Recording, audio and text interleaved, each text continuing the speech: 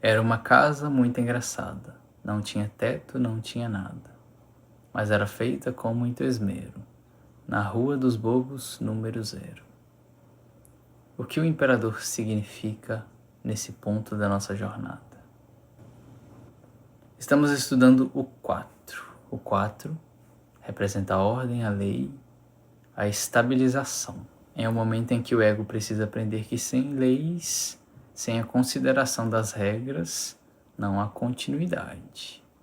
E sem essas leis nós construímos casas mas imaginárias, mas fantasiosas. Nós nos mantemos lá no 0. Nós construímos essa casa engraçada, sem teto e sem nada, na Rua dos Bobos, na Rua número 0, na Rua do Louco. Se a gente não considera o princípio divino da ordem e da lei, se a gente se revolta que o nosso mundo também precisa de regras para funcionar, a gente se mantém também presos no 0. A gente idealiza o êxtase divino, mas nós estamos preparados para construir com as nossas próprias mãos o divino na Terra. Aqui no 4, o imperador pode ser entendido como a função pai do self. A imperatriz nos trouxe a função mãe, o imperador nos traz a função pai. Observem, aqui nós encontramos um segundo pilar de extrema importância para a estruturação do ego. A gente precisa da função mãe e a gente precisa da função pai. Mais uma vez, uma criança ela não nasce apenas de uma mãe, ela precisa também do pai. Então nós somos frutos do pai e da mãe. Nós somos frutos da união dos dois. Inicialmente, assim como na questão materna, o ego reconhece e encontra a função pai no próprio pai externo. Claro que existem exceções, tanto para a mãe quanto para o pai, onde esse pai pode ser um tio, um avô, um irmão mais velho, um professor, pode ser um pai ausente, enfim. Mas existe a necessidade para todos nós de termos a função pai e a função mãe estabelecidas na nossa jornada, na nossa psique. A função pai, ela traz a necessidade, mais uma vez falando, da ordem. Aqui a função pai, ela leva o ego para o mundo, apresenta o ego ao mundo, enquanto a função mãe está cuidando das necessidades do ego, a função pai vai apresentar o ego ao mundo. Existem leis, existem formas de agir, existem questões e situações que precisam ser obedecidas. Essa é a função pai.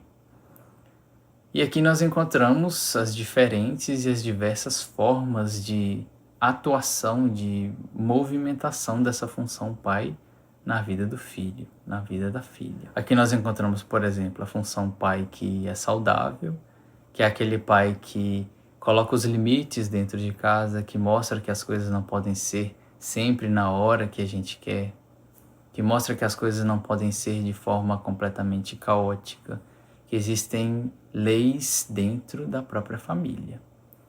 Mas ele estabelece uma relação saudável com o filho apenas quando ele não tenta impedir também a espontaneidade daquela nova vida.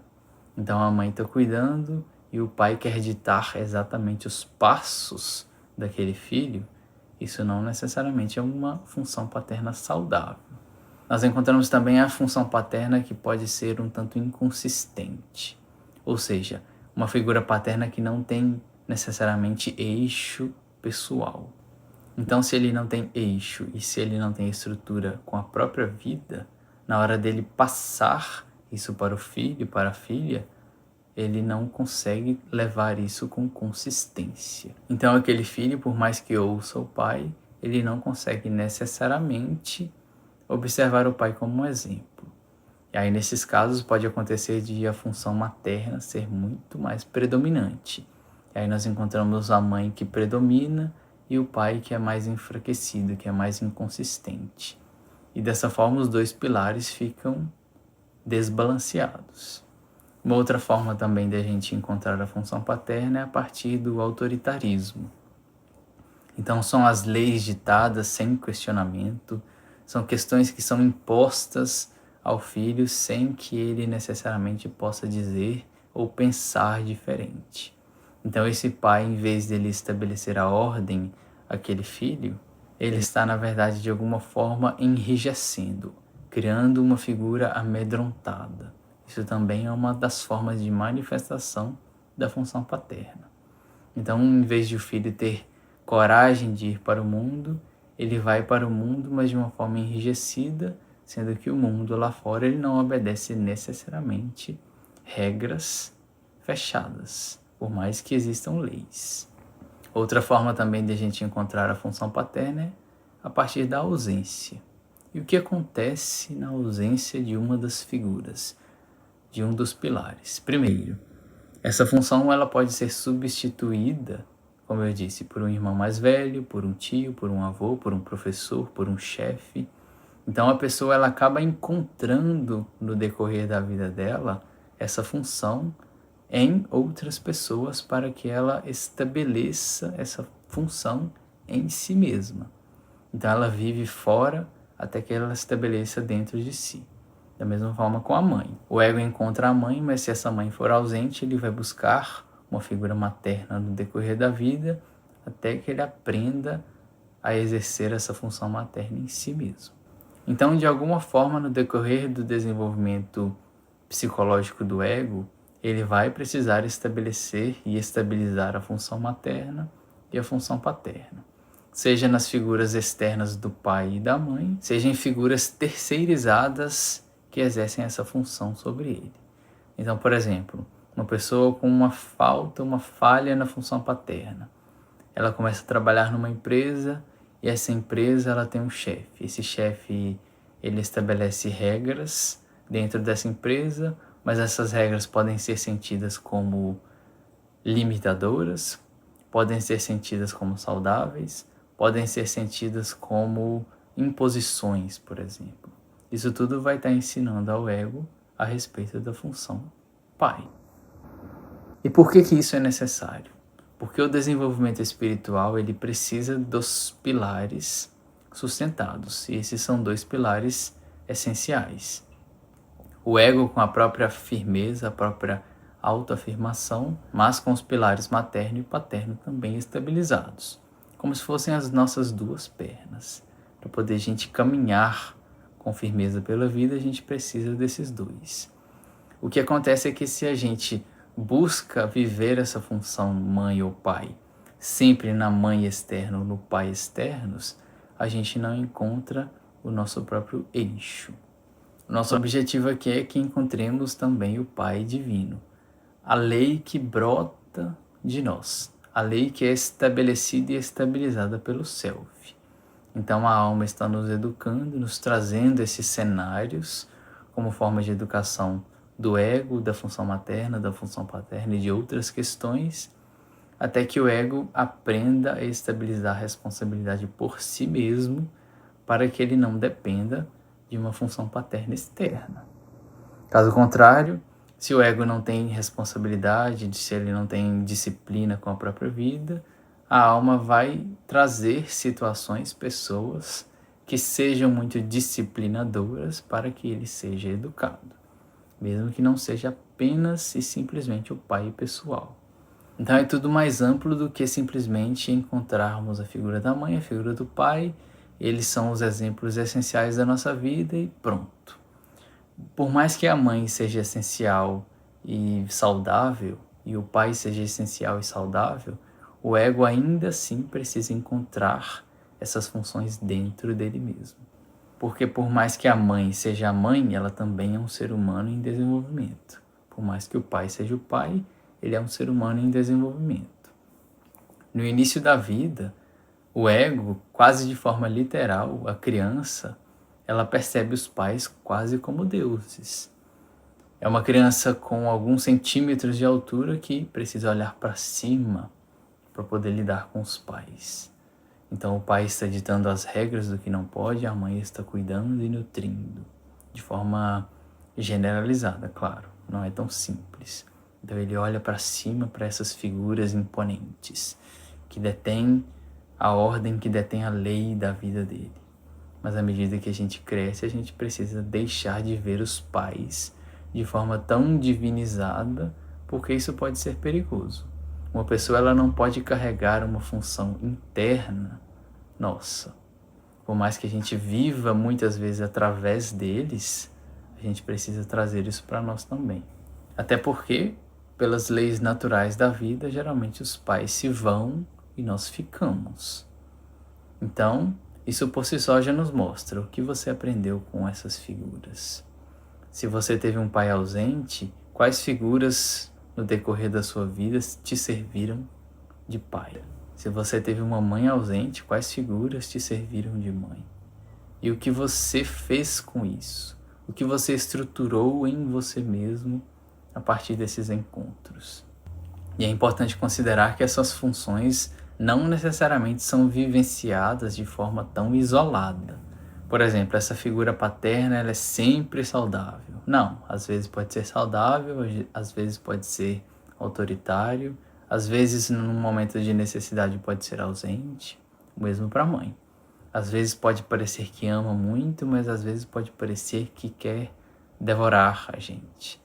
Então é tudo muito mais complexo quando a gente começa a lidar com as questões da psicologia. E aí qual é o objetivo aqui? Sem essas questões desenvolvidas, não que a gente precisa necessariamente encontrar um ponto final.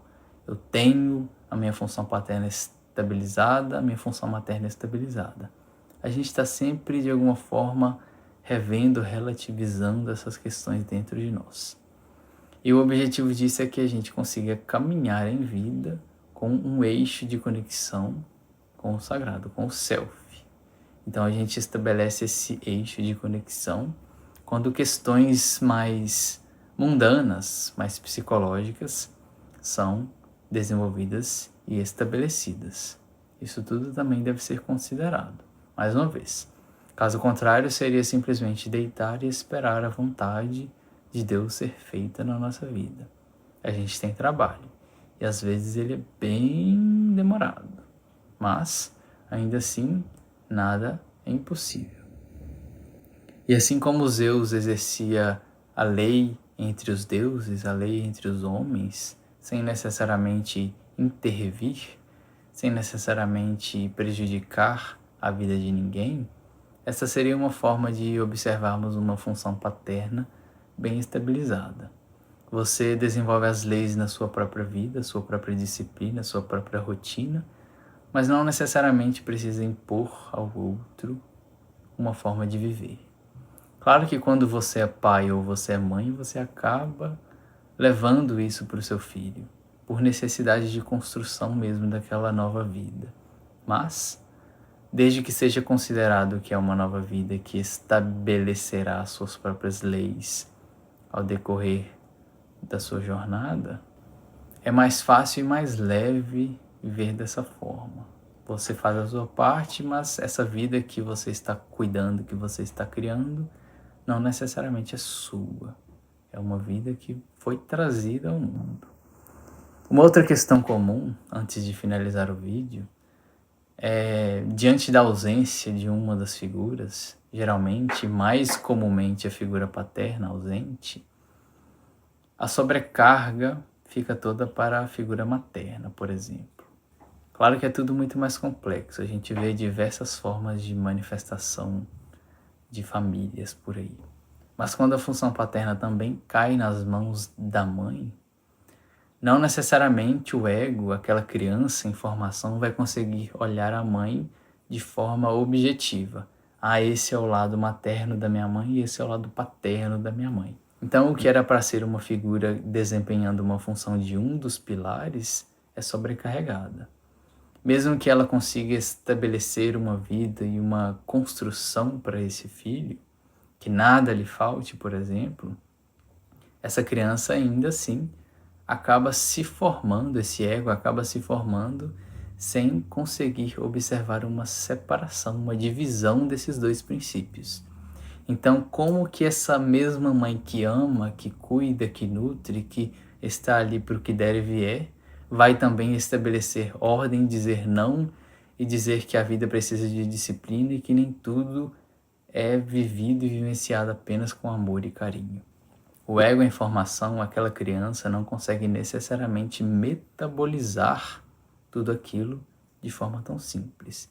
Isso se torna um grande complexo que depois vai sendo tratado e desemaranhado ao longo da vida, seja pelas terapias, seja pela própria experiência de vida da pessoa. Quando a gente fala das questões da psicologia, tudo fica muito mais complexo, né? Não é simplesmente entender Deus, entender a vida. Mas isso também é necessário para o nosso desenvolvimento espiritual. Imagine só, como é comum a gente ver pessoas, por exemplo, homens mal resolvidos com as figuras maternas, que acabam punindo as mulheres em suas vidas por essa falta, por essa falha na função materna. Ou então esses homens possuíram pais autoritários que ditaram e imporam regras para eles. E aí esses homens vão e se tornam políticos, por exemplo. O que essas figuras, exercendo poder, vão fazer com a nossa sociedade? Vão querer ditar regras e formas de viver a vida que representam, que retratam mais um mau funcionamento interno deles mesmos.